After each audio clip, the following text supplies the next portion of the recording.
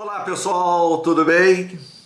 Os mitos messiânicos faziam parte da cultura babilônica, egípcia, persa, muito tempo antes do surgimento do judaísmo. Mas será a religião judaica quem melhor irá lapidar e consolidar a mística messiânica. Antes, o Messias era um sujeito que tinha um papel político a cumprir. É verdade, ele poderia ser um sacerdote ou um rei. Mas depois do exílio na Babilônia, esse projeto vai se engrandecer. O Messias é alguém que mantém um tete-a-tete com a divindade como ninguém até agora havia mantido.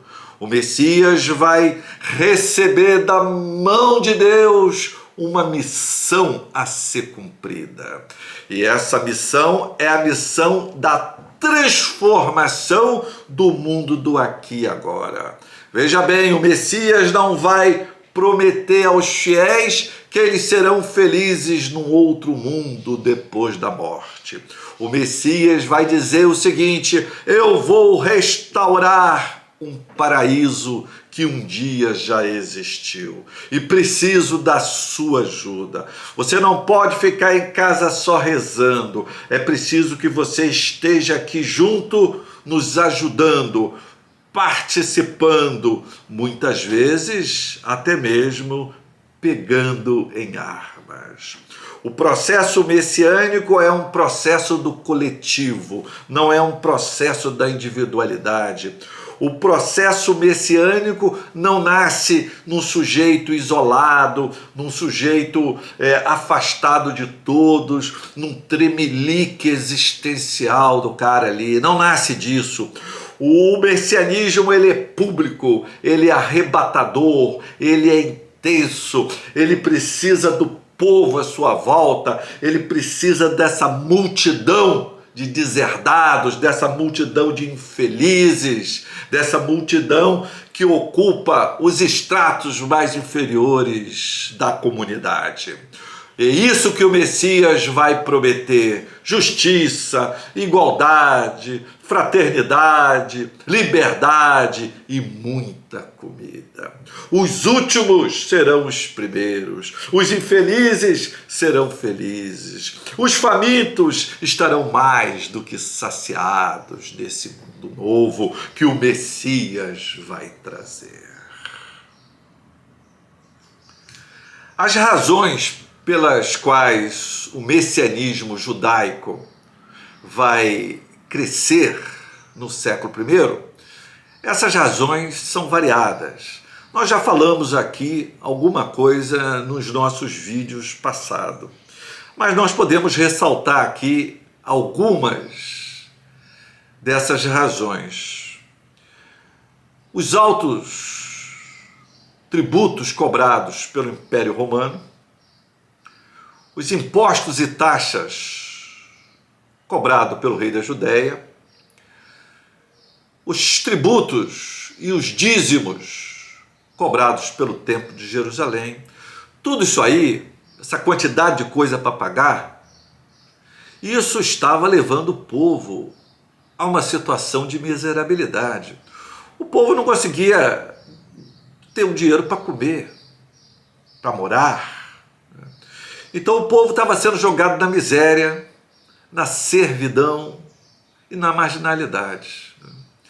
A servidão era um processo que o sujeito era obrigado a fazer o seguinte: o sujeito estava endividado, queria fazer uma plantaçãozinha ali pequena que seja, pegava o dinheiro emprestado, não tinha depois como pagar. Então ele se oferecia e oferecia também a sua família como escravos durante um período para poder saldar aquela dívida. Outros não aceitavam essa condição humilhante e fugiam para as montanhas. E lá iam ser salteadores, bandidos. Vão surgir bandos de malfeitores que vão, por incrível que pareça, eles vão desfrutar de uma mística messiânica.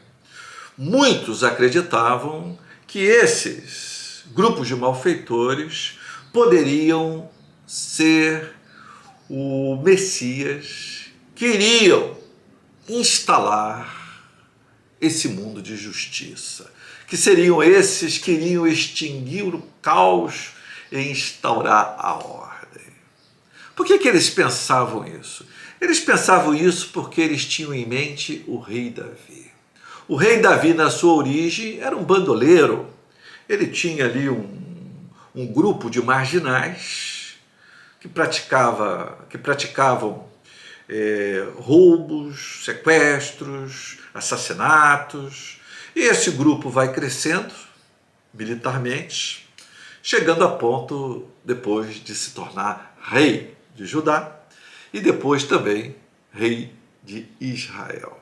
Pelo menos parece que a coisa ocorreu desta maneira.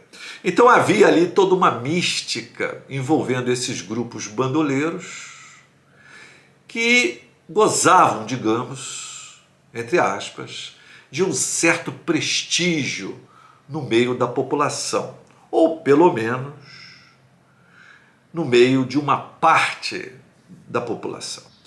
Então a situação não estava nada boa. Secas periódicas assolavam a região. Abuso de poder, corrupção. Grupos de judeus, zelotas, essênios, fariseus, todos esses grupos estavam ali em briga contínua. Havia a briga dos judeus com os não-judeus. Os judeus mais abastados, mais ricos, estavam deixando de cumprir os rígidos preceitos judaicos e estavam aderindo ao helenismo. Portanto, essa Palestina judaica e romana do século I era uma Palestina revolucionária. A coisa ali estava extremamente perigosa, uma realidade cambiante e uma realidade que a qualquer momento determinava a morte de muitas pessoas. Muitas pessoas eram condenadas pelo Estado porque se sentia ameaçado. Será nesse contexto caótico e perturbador que nascerá o Mashiach, o Christos, Jesus. Mas isso nós veremos no próximo vídeo. Até lá, pessoal!